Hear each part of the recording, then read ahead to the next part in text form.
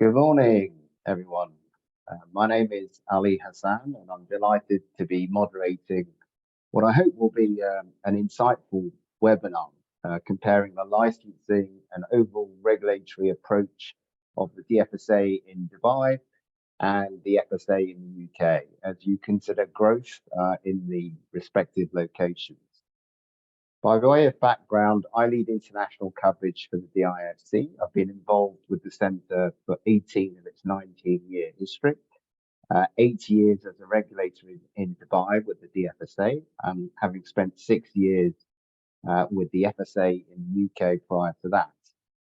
So the Dubai International Financial Centre was created in 2004 as part of Dubai's long-term economic strategy, and has evolved into a global financial center, ranked in the top quartile globally and #1 in the MEASA region. So that's Middle East, Africa, South Asia.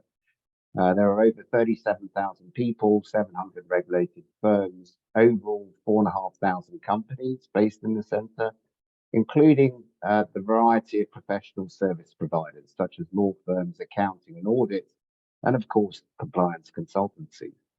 Now, the secret sauce of the centre and the backdrop for this webinar has been the centre's adherence to international standards of law and regulation, a common law legal environment with a regulator, the DFSA, operating in line with international norms, with much of its DNA inherited from the UK regulatory regime. So that certainty, coupled with business-friendly aspects, and Dubai's global standing as a commercial hub has really made the DIFC a natural choice for international firms from the UK, continental Europe, North America, and Asia. And the links to London and the UK are particularly strong. Over 30% of regulated firms in the DIFC originate from the UK. And these firms see Dubai and DIFC as a natural choice to access the growth opportunities that the MEASA region is representing. So you have high growth and diversifying economies, you have significant asset pools and structural positive trends around capital flows, talent and wealth migration. As well as incoming firms, the maturity of the DIFC is now also generating firms that are looking to expand internationally from Dubai and the region.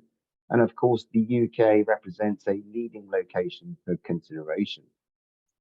And whilst there are similarities between the two regimes, there are certainly nuances and differences to appreciate. So compelling reasons why this webinar is timely and relevant. And we have a lineup of expert speakers from both jurisdictions that will share their views and insights. Firstly, we will hear from Thistle Initiatives, a specialist governance, risk and compliance consultancy in the UK, with a 10-year track record advising firms on FCA authorisation and the full spectrum of supervisory and regulatory issues. Followed on by Clarity Consulting Solutions, a premium compliance consultancy based in Dubai, founded in 2020 by 2 senior consultants who I know personally, actually, each with over 20 years experience in financial services and 10 years in the DIFC itself. The firm handles all aspects of licensing and regulatory matters, including the provision of outsourced compliance. One final point for me before I hand over to the speakers is around questions. If you have questions, and we'd love you to have questions, please use the tab button Q&A and not the chat, because the chat is not being monitored. So if you'd like us to see the questions, please use Q&A. Right, that's it for me. Let's get cracking, and I will now hand over to Adam from Thistle. Thank you very much, Ali, and good morning, everyone. So yeah, Ali did give us a brief introduction there, so just to reiterate the point. So with Thistle Initiatives, a specialist governance, risk and compliance consultancy, and we've been supporting firms in the financial services industry for 10 years now. So we've been guiding firms through the FCA's authorisation process, providing ongoing advice and support to the full breadth of the regulated financial services industry, and helping firms with the implementation of new and changing complex regulations. Specifically regarding FCA authorisations, so FCA has assisted in over 1,000 successful regulatory applications, assisting both new homegrown startups as well as firms looking to expand into the UK.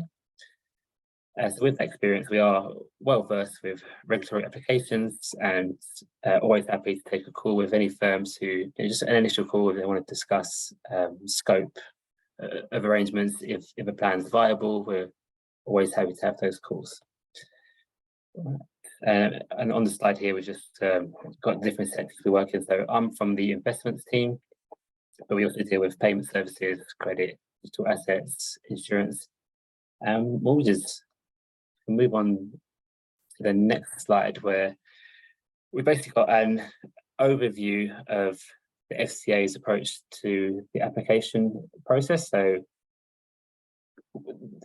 in this, we'll kind of imagine if you're an overseas firm and you're thinking of setting up in the UK, we're going to go through high level. These are the pre-application considerations. So pre-application, the first thing to have in your head, and this is a common terminology from the FCA, is being ready, willing, and organised. So that's at the forefront of the FCA's mind. So when they say ready, they mean that you've got a solid business plan, all your documents. It's at the final version. You can't go to the regulator with plans of what you might do. You need to have final versions of what you will be doing.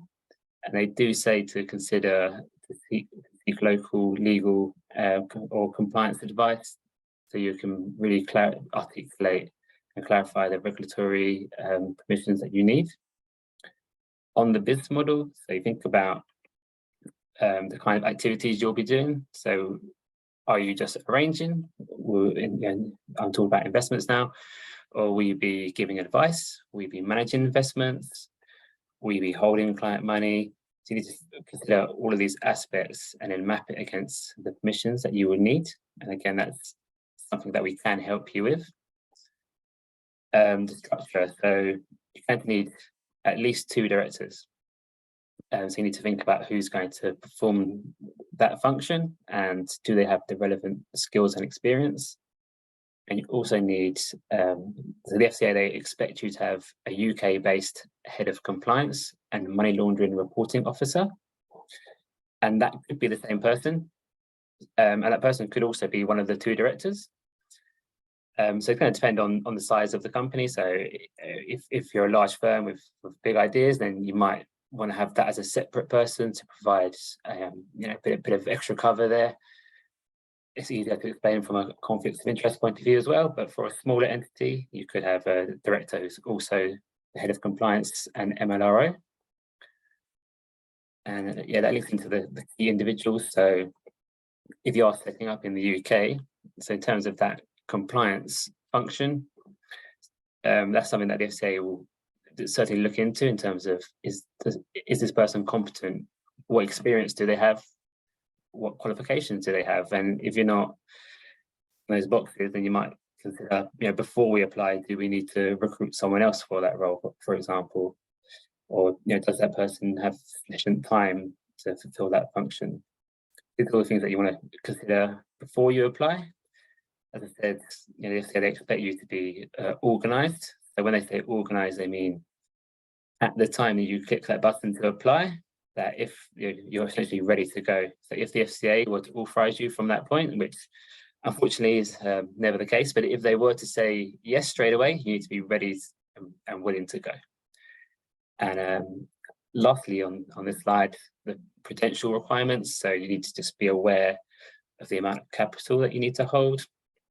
It's going to depend on the activities you do. So for MiFID firms, so we're doing MiFID activities, it starts at 75,000. And then if you move up, if you're going to hold client money as well, then that's 150,000.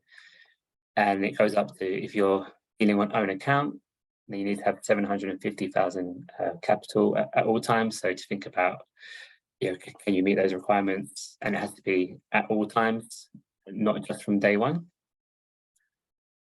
If we can move on to the next slide, go over the actual application process in terms of what do we put in front of the regulator from day one. So probably the core document is the regulatory business plan. So it's a regulatory business plan that's going to be different to maybe a normal business plan. Might be very optimistic about what you're going to do, whereas the regulatory business plan, we're going to focus more on what permissions do we need, our clients are we dealing with, and from the FCA point of view, they're going to be looking to see that your business model is a viable business model. So you need to communicate, how is the business going to make money? What is the fee structure? That is something that they'll be interested in. Obviously, from the FCA point of view, they're going to be looking into it from a perspective of harm. So if they think a fee structure is targeting potentially vulnerable customers or clients, for example. And also, they'll look at the whole business. So if you're doing unregulated activities, which, from the FCA point of view would include overseas activities, they want to know about that. And even though they're not regulated, they're going to consider if that could have an impact on the regulated business. So that all needs to be communicated. So your client base.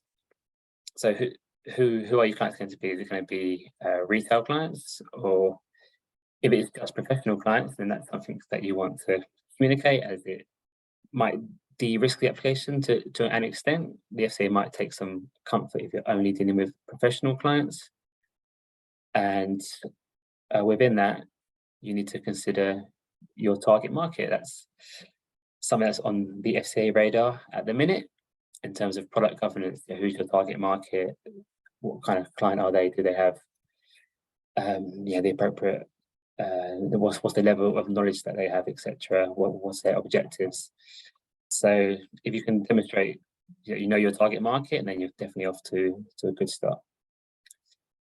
Customer journey. So what does the full journey look like for the customer? From how is the customer going to know about your business? So from the initial marketing through to the onboarding processes. Let's assume if you're going to be given advice, then the KYC and then the suitability assessment. So to know the full customer journey, including after as well. So the ongoing service once they're onboarded, you need to be able to really articulate that, and then try to make it as bespoke as possible. Don't lift a generic journey, because they probably will see through that. The business plan as well. So you mentioned the key individuals. So it's going to depend again on the type of business you're running. But for example, so the directors and the compliance officer, definitely this is your chance to really sell that person's experience and why they're competent to perform the role. But say if you're managing investments, and who's going to be the investment manager, and then it's a chance to really say why that person is also appropriate. And if you've got other people providing compliance support, then you can include that as well. As obviously you have one person who's ultimately responsible, but if you have a team to support them, then yes, include that there to give the FCA a bit of assurance. Outsourcing, it kind of links into the customer journey there. So you need to know the full customer journey. You're not only responsible for what services you provide, where you're putting customers or clients into other companies. You need to know that full journey as well, and what it looks like, particularly the arrangements in place. Like, have you done your background checks? Why have you chosen that company? Can you demonstrate that you have documented the procedures that you've the oversight you've put in place of that other third party? And lastly, on the business plan, really consider what we call the FCA hot topics. So at the minute, if you're dealing with retail clients, then you'd have to mention consumer duty. That's the biggest thing on the radar. So how you're going to comply with that, which is coming at the end of this month. And also high risk investments. So there was a policy statement, PS 2210, around the marketing of high risk investment. So if you are involved in that space, then you need to show how you're going to comply with the relatively new regulations. Or if you're not involved in that space, then make it clear that you're not. And then again, that will give the FCA some assurance there. So other than the business plan, you also need to submit a financial forecast, which covers your first 3 years. So you need to kind of assume when you're going to be authorized, and then from 3 years from that date, what does your income look like? One of the main things they'll be considering is, do you have enough capital to meet the prudential requirements? So you need to meet that at all times. It's not just from day one. And the forecast, it should be in line with your business plan. So consider what you've put in your business plan in terms of your growth aspirations and how much you go to market, etc., and make sure that aligns with your business plan. We generally say your forecast should be conservative and realistic. So if you're making 1,000% increases year on year, then that's probably not going to be realistic. But again, that's something that we would look into when we're looking into applications. Senior manager packs. When we say senior manager, this is FCA language for the directors and the compliance officer and the money laundering reporting officer. So these people need to be approved by the FCA. So as part of the process, you have to fill out what we call a long Form A and appropriate documentation, essentially saying out why is this person capable and competent to perform the role.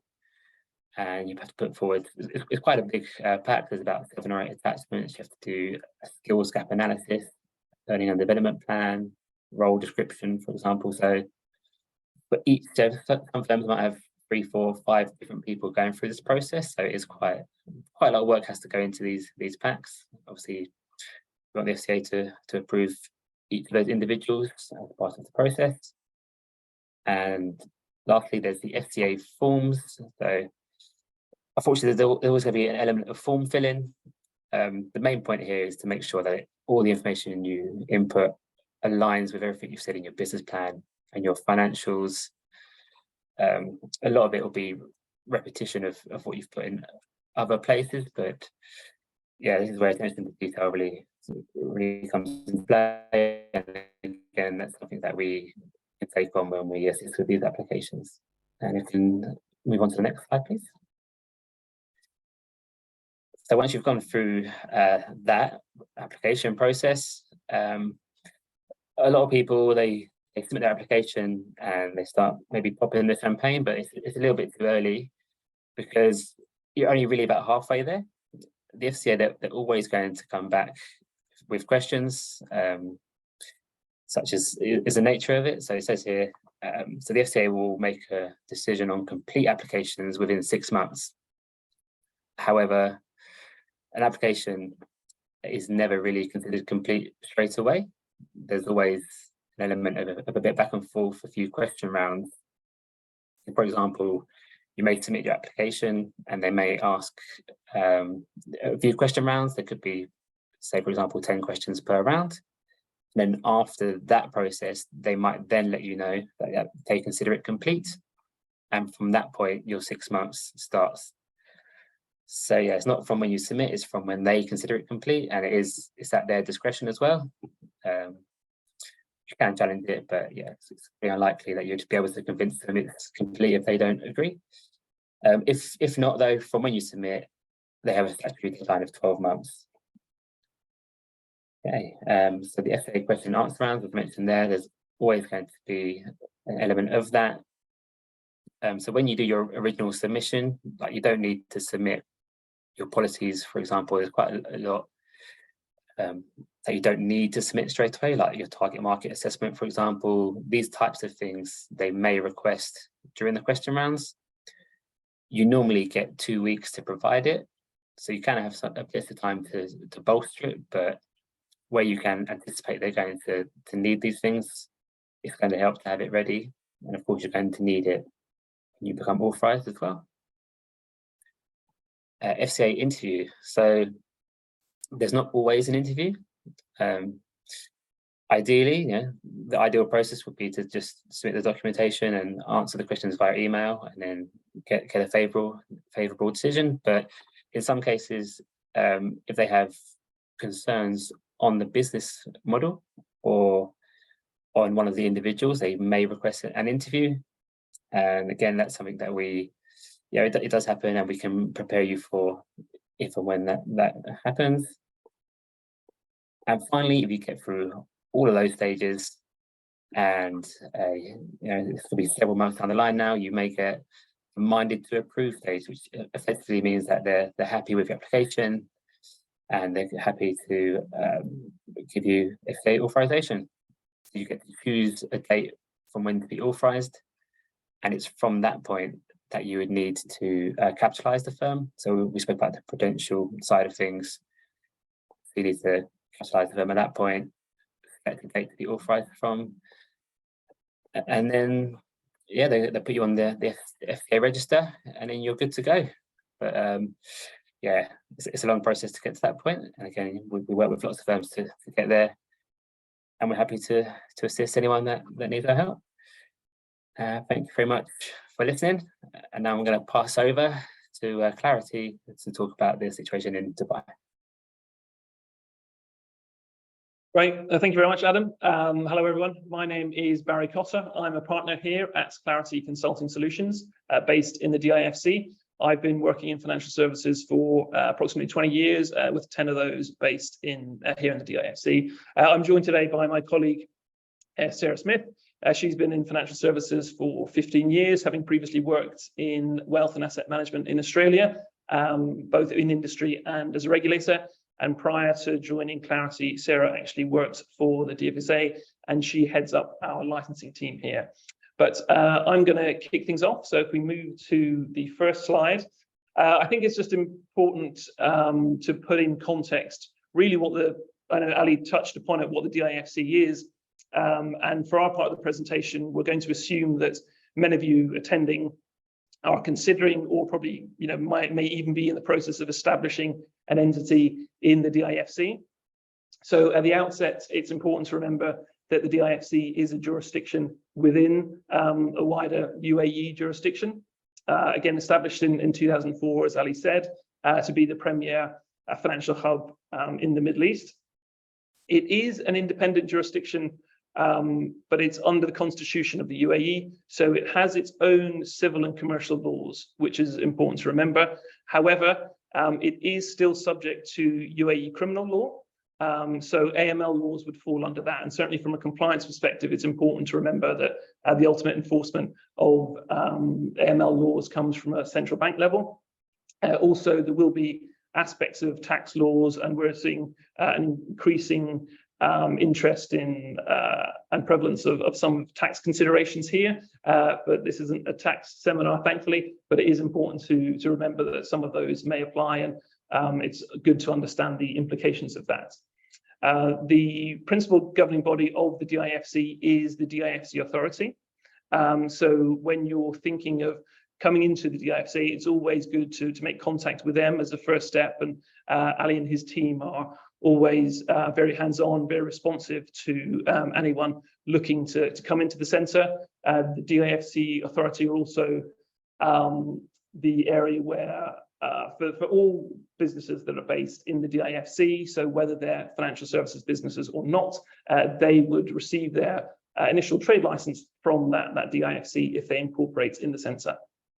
And then we move on, secondly, in the middle there, the DFSA are the financial services regulator. So they're regulating all financial services firms within the centre. And they are the ones that will be responsible for the authorisation process for any firms coming in. So you move from a DIFC contact to getting towards the DFSA team and them assessing your business.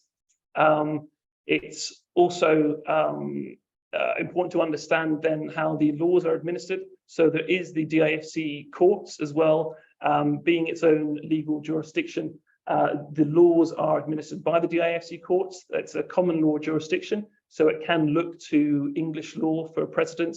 A number of the employees of the courts come from other common law jurisdictions, some from for example, England, Singapore, and Hong Kong. And it's also a seat of arbitration sort of in the region. So lots of contracts will adhere to DIFC law, even though the parties might not be part of the or established within the DIFC. And I think that's important as well. It gives an assurance to companies coming here that there is a transparent process around the enforcement of the laws here. And it's something that gives a firm grounding for any business that's established within the DIFC. So if we move on to the next slide, so we're going to keep these consistent with Adam and Adam's presentation. You'll see a lot of similarities between the DFSA authorization process and the FCA one. In here, you do need a clearly defined business model. When you prepare to come into the centre, you would need to understand what you are looking to do in terms of starting to create your regulatory business plan. I know Adam talked about that at the application stage. We would see the regulatory business plan really as the first step in bringing all this together. And the DFSA will even review that prior to what would officially become the application process. So, and you would present that either in the form of slides or the actual document to them. So you have your clearly defined business model as a first step. So understanding the activities that you want to apply in the centre and how you want to apply those and what you will be doing. You need you would need a commitment to undertake the authorization process. Now, and this is probably from our perspective and from what we've seen firms coming into the centre, where they might be running a number of projects, and this is one of those. I think it's clear that this does take a considerable amount of work and effort from someone coming in, and we would expect, and the regulator would expect, a commitment on the part of firms looking to do that. There is also then the understanding that there is a requirement for substantive presence here in the DIFC. So that is not at the pre-application stage, but understanding that when it gets to the approval stage, you would need people here, you do need operations, you do need an office within the DIFC in order to ultimately get your license. Also then you would need your own correct corporate governance standards and apply those here. So making sure that depending on the form of your legal entity, that the appropriate governance standards are applied. And also then understanding the key individuals and identifying those at an early stage, because they would, again, all of this detail would go into the regulatory business plan. So they should have the right knowledge and experience, both of the services that are being delivered, but also of the rules within the centre. So someone having a good understanding, for example, of the FCA requirements would still need to understand and prepare for a role within the centre. An understanding of the FCA requirements would not automatically make someone authorised or suitable for a role within the DIFC. They would need to have done their homework essentially. But that regulatory business plan, again, just as Adam spoke about on the FCA side, you would need to have details of your target markets in there, the products and financial instruments that you might be looking to distribute, types of clients that you would be targeting, and a good understanding of those. So and how you might be marketing those. The details of the group, so the structure of the group that you're currently in, again, the senior management and their experience. Also, any outsourcing arrangements would be key. So we understand that lots of these things, some of these roles could be outsourced. Obviously not the SEO role, but almost all other roles could be either group functions or third-party providers. So details of those outsourcing arrangements, or even if they're not contracted, maybe an understanding of what those look like. Your audit arrangements, again, should be understood. And again, an overview of the key risks and controls. Just like in the FCA regulatory business plan, you also need some high-level 3-year projections on how you would look to establish and grow your business within the centre. And I think we'll just move on. Yeah, thank you. On to the next slide. So again, a key consideration in coming in is the way in which you are going to come in and under what sort of legal entity. If you're going to be a startup, we see this often with some of the more tech-enabled firms that have moved from the technology environment into delivering financial services. So they're a pure startup without a regulatory footprint in any other jurisdiction. We also see quite regularly branches. The obvious advantage of branches would be you don't have to have your local regulatory capital here, and you would not require your own board of directors here.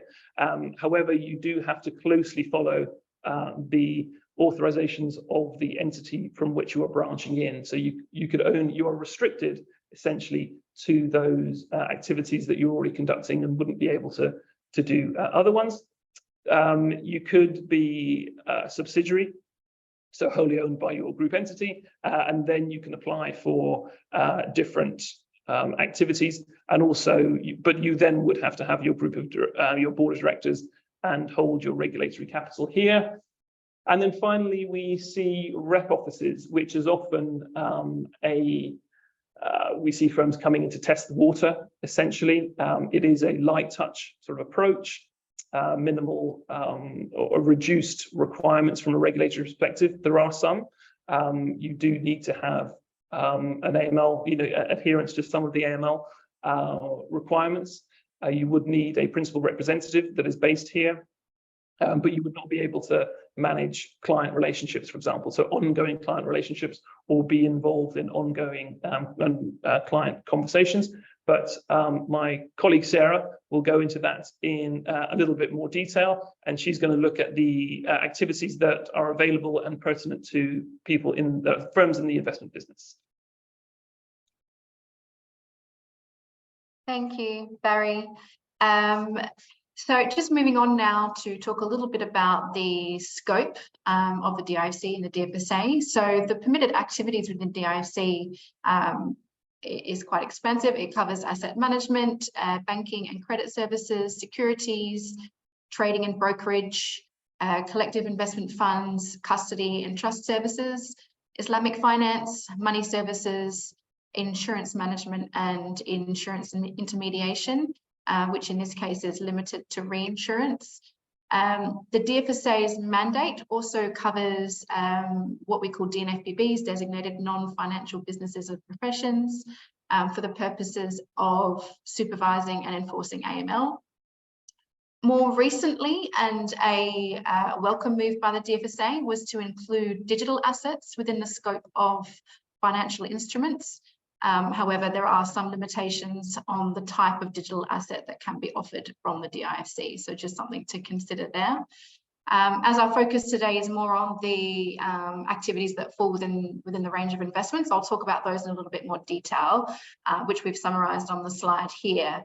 So if I start with the top left, firms have the ability to establish a domestic fund in the DIFC, and it can be managed either by a DFSA licensed fund manager or an external fund manager, except in some cases. So for example, a credit fund must be managed by a DIFC fund manager. There are three types of funds that can be established in the DIFC. They are a public fund, an exempt fund, and a qualified investor fund. Crossing over to the right, so the suite of activities under wealth management is historically where we've seen the most volume of applications, although this is shifting in more recent times to more the fintech space. The wealth management sector comprises mainly of firms that provide advice or arrange for transactions. And investment management covered here is the activity of managing assets on a discretionary basis. Back over to the left, so firms seeking authorisation in banking can either be a commercial bank, so that being an entity that accepts deposits, or an entity that provides credit. Brokerage, so firms looking to conduct brokerage activities can do so as three different ways: an executing broker, so that is where the broker deals directly with the market, or a platform broker, whereby brokers provide an electronic platform to their clients, and the platform is hosted by a non-DIFC group entity. Lastly, we have arranging brokerage as well. So this is where the broker doesn't deal directly with the market, but rather trades, passes trades through a group entity that does the execution.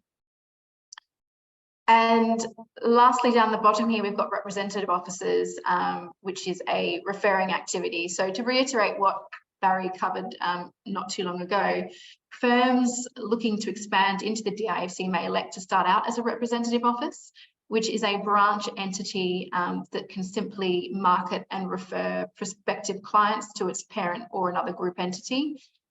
We often see that firms who set up as branch rep officers, I should say, tend to stray into the financial services activity of arranging in some cases, which is a financial services activity under the wealth management bucket. So if we just move to the next slide, please, Catherine. Yeah.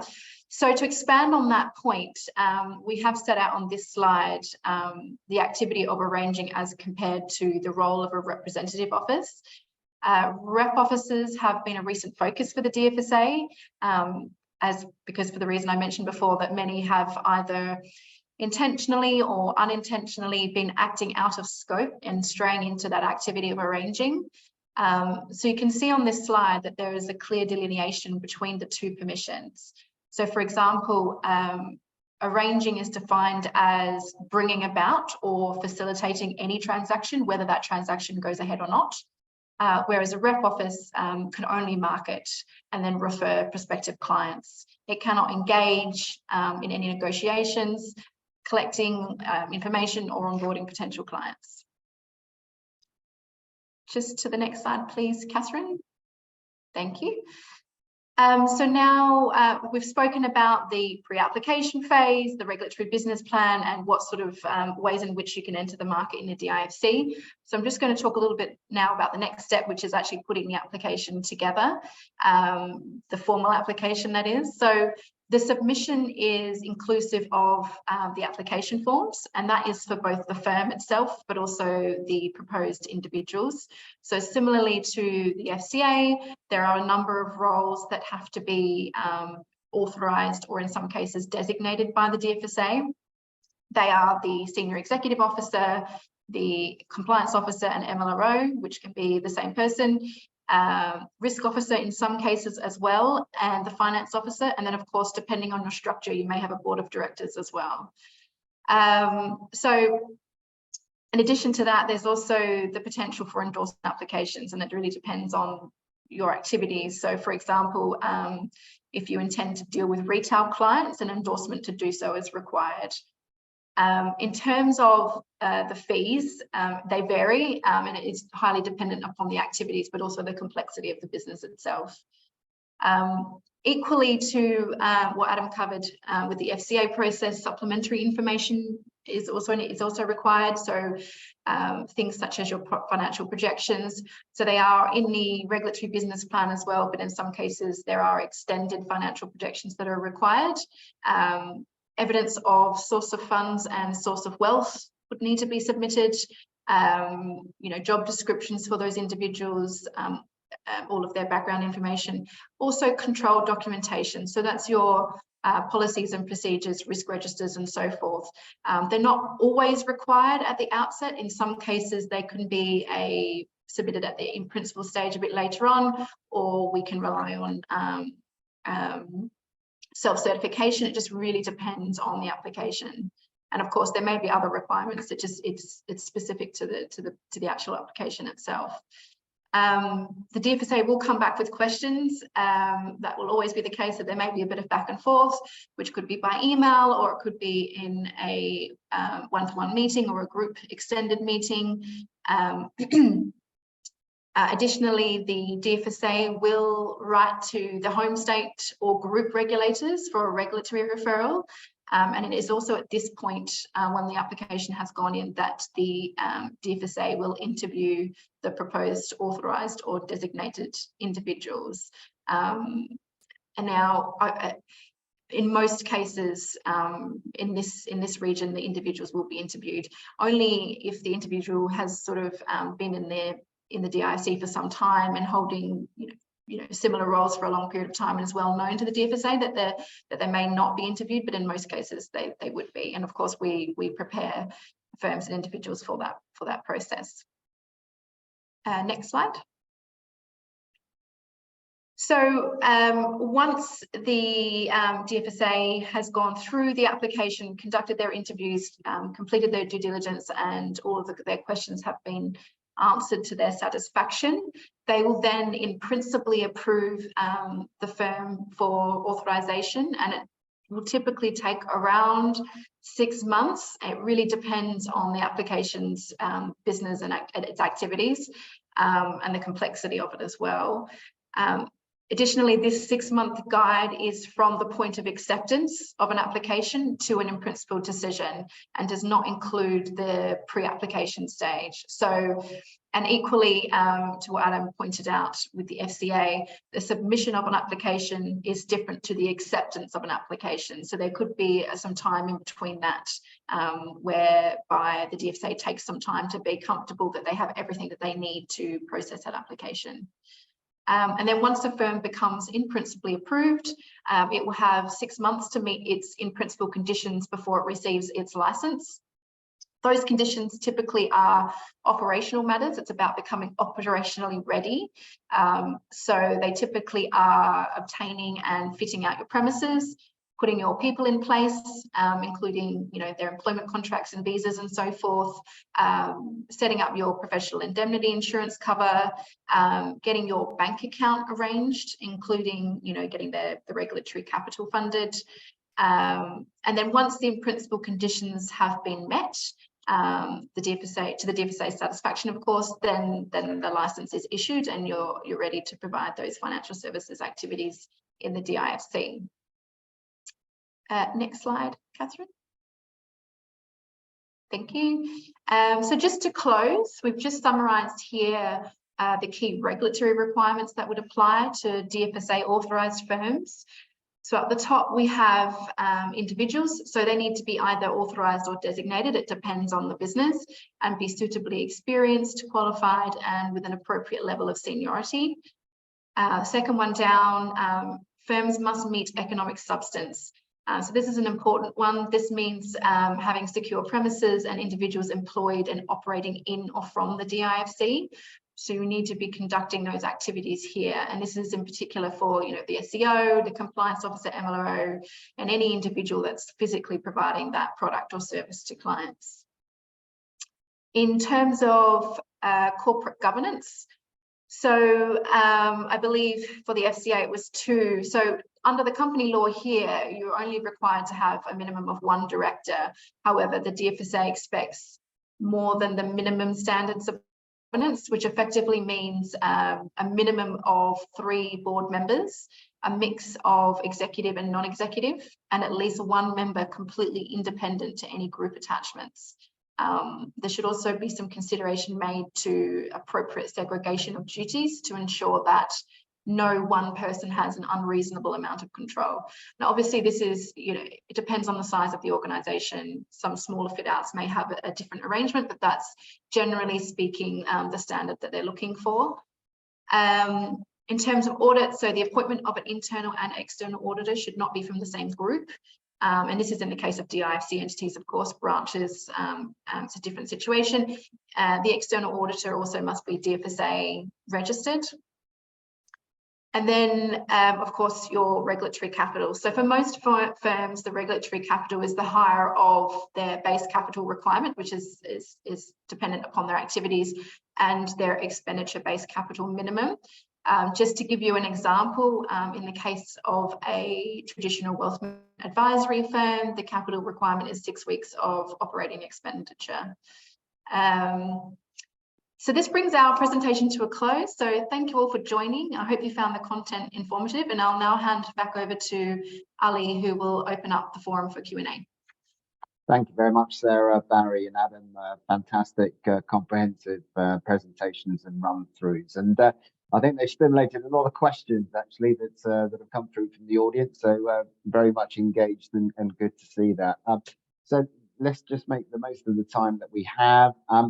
if I can sort of maybe group a couple of questions together around sort of perimeter issues. So perhaps for Sarah and Barry, can advisors based in the UK service clients that are temporarily perhaps based in the UAE without having a local permission?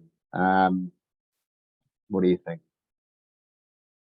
So I guess, are you going to go, Barry? Go for it. No, okay, sure. And I was going to say it kind of comes down to the definition there of well, the specifics of temporary, I would say, and the interpretation of that. So we see people arguing that obviously people here are on visas. Those visas are for 2 to 3 years often, and they say, well, that is a temporary status. But that essentially, I would see that as someone being resident, and that wouldn't be temporary status. If someone was here for a few months and that was clear, then I wouldn't see that as being an issue. So I think it will come down to the specifics of it. In that case, it's quite hard to go into that. I don't think from a DFSA perspective, unless they were within the sort of remit of the DIFC, or it probably wouldn't kind of fall under the DFSA. Whether the local sort of central bank sort of regulators would have an interest in that would be another matter. But I think from a UK perspective as well, there's implications there for the firm that advisor is working for, from a cross-border perspective, and even tax considerations for the individual, or PI insurance for that firm as well. So I think there's quite a lot in there without knowing the specifics of where that question is coming from. Yeah, I mean, I just sort of dovetail that with another question. Maybe Adam wants to chip in here as well. Can we legalise a UK license in the UAE? Interesting terminology. Adam, do you want to crack first? So if they mean if they're authorized in Dubai already, then no, you can't use that authorization to perform activities in the UK or to UK clients. You would need to go through the FCA. So we've been talking about becoming directly authorized. The other route would be to become an appointed representative, which is that regime's under a lot of scrutiny at the minute, but that's where you effectively become an appointed rep of another regulated firm. But you'd need that regulatory cover anyway from the FCA, so you can't rely on your Dubai license. Unfortunately, the FCA don't recognise that as being they don't recognise any other jurisdiction as being equivalent. So yeah, you need to go through the FCA. Yeah, and then vice versa, I guess. Can you passport your UK license into DIFC? Yeah, so similarly as to what Adam explained, let's say you had a current license in the UK, it doesn't simply become recognised in the UAE. You would need to seek out authorisation from if you're looking at the DIFC specifically, you'd need to seek out authorisation from the DFSA to be present here and providing your products and services to clients here. But having said that, you could branch from the UK into the DIFC. So in this case, the branch being the same legal entity to that of its parent in the UK, but you'd still need to meet substance requirements and have an office and people here. The advantages of that being that you can rely on the parent entity for corporate governance, capital, and so forth. So that's an option as well. Great stuff. And then a question around the arrangements that a wealth or asset manager may have in place, or a brokerage firm. Would a UK firm be able to keep our UK-based custodian depository and be regulated in Dubai? So I guess it's types of cross-border relationships. Sarah, Barry, do you want to have a go at that? Oh. I was muted. That's It's always going to happen at least once. There's always one. It really depends on the financial service to be offered in the DIFC. So I'm just going to speak generally here. So generally, yes. The DFSA needs comfort that the custodian is based in an equivalent jurisdiction of which the UK is. But if you were let's say, doing money services or crowdfunding, then there might be a bespoke approach required. But I think the best thing would be to reach out to us offline so we can provide a fair response based on your particular situation. Very good. And we've had one come through just a couple of minutes ago around prudential requirements. At a high level, can Adam, Sarah, Barry, give a broad brush view on the different capital requirements in the two jurisdictions? Are they similar, different? What's your view? Yeah, if I could just kick off there, because so I did refer to the minimum requirements as depending on your activities as being starting at 75,000, going up to 150,000 or 750,000 pounds. And also another element of that, which Sarah touched on, is regarding your expenditure. So with the FCA, your fixed overhead requirement is equal to 3 months of expenditure. So that's higher than your minimum, and then you need to hold that, which I think Sarah said that the equivalent there was 6 weeks. So that's just so it's 3 months for the FCA. So that's a little subtle difference there. Yeah. Sarah, did you want to add, or you? Sorry, you're on mute. Yeah. So, I mean, it varies greatly. So in terms of being a DFSA or DIFC firm, it depends on your financial services activities, which then align to what we call a prudential category 1 through to 5. And depending on where you sit, depends on your capital requirements. There are a couple of elements to this. So you have your base capital requirement, which is the minimum, and then you have your expenditure-based capital requirement as well, which is a calculation. That calculation varies depending on your activities. So the example was for sort of a standard wealth being weeks, but it can go up depending on the complexity of your business. So generally speaking, the more higher risk your financial services activities are, the more capital that's required. There's also other calculations that come into play depending on whether you hold and control client money. There are other calculations as well if you're doing money services type activities as well. So it would really depend, but it can go from anywhere to 6 weeks of your expenditure up to, if you're a bank, let's say, US 2 million. So it really varies. Yeah, I mean, I think just to chip in a little bit, I think at a sort of high level, they're broadly comparable, and I say that because of the origins of the DFSA regime, but also that they're mindful, as the UK are, of international standards being set by Basel and IOSCO and everything else. So I think broadly, you're not going to find, there are nuances, and of course, you need to go into specifics, but broadly comparable would be my view. Okay, so now some interesting questions around the licensing process. Is it harder work in DIFC compared to the UK, or vice versa? And what are some of the common mistakes that people make when they're looking to apply? And if I can pose that to both Adam and for the UK, and Barry and Sarah for Dubai. Yeah, sure. If I can, I'll definitely in terms of the common mistakes. So, where your plan is where it doesn't align, where if you say something in your business plan and then in another document you're saying something that contradicts it, where it's no secret that people use templates for things, and it's not a bad thing, but you do need to tailor them to your firm and take out any generic statements where, if you're a small firm and you're referring to having in some documents you have a head of risk, and in other documents you have a structure chart and there's no head of risk, things like that. You just want to go through it all, make sure it all makes sense. Don't be afraid to, like I say, to tailor it, really to show your voice with your plan, what you want to put forward.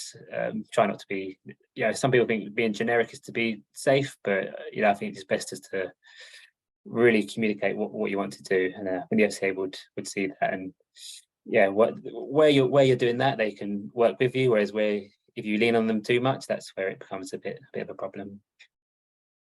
Okay, and Sarah? Yeah, so back to the sort of, I guess, earlier part of the question, which was, is there more work required? I think, broadly speaking, to get authorised, it's a very similar process. There are obviously some differences in that there are slight variances in the rules when you are an ongoing licensed firm and you have your ongoing regulatory obligations. So for one example is there might be some slight differences in onboarding requirements of clients, and there may be a gap analysis that needs to be performed there. But they are broadly similar, and the DFSA's regime was based off of other jurisdictions such as the UK and Australia. So I don't think it's necessarily more work. And again, it also depends, in what nature you plan to, let's say you were currently in the UK and looking to come into the DIFC, whether you're a branch or subsidiary will determine the sort of amount of additional work that would need to go into the application. Obviously, in the case of a branch, it's slightly lighter touch in that you can rely on your parent.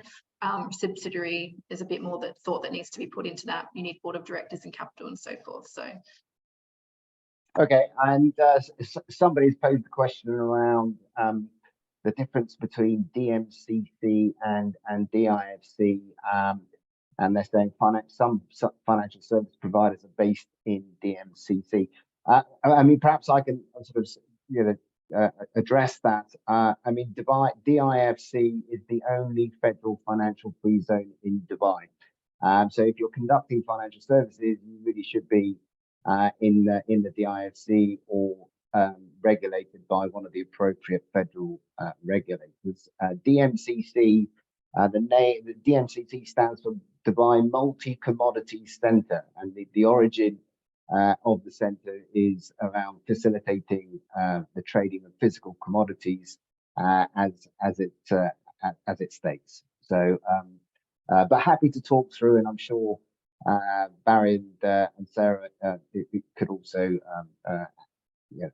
comment on that.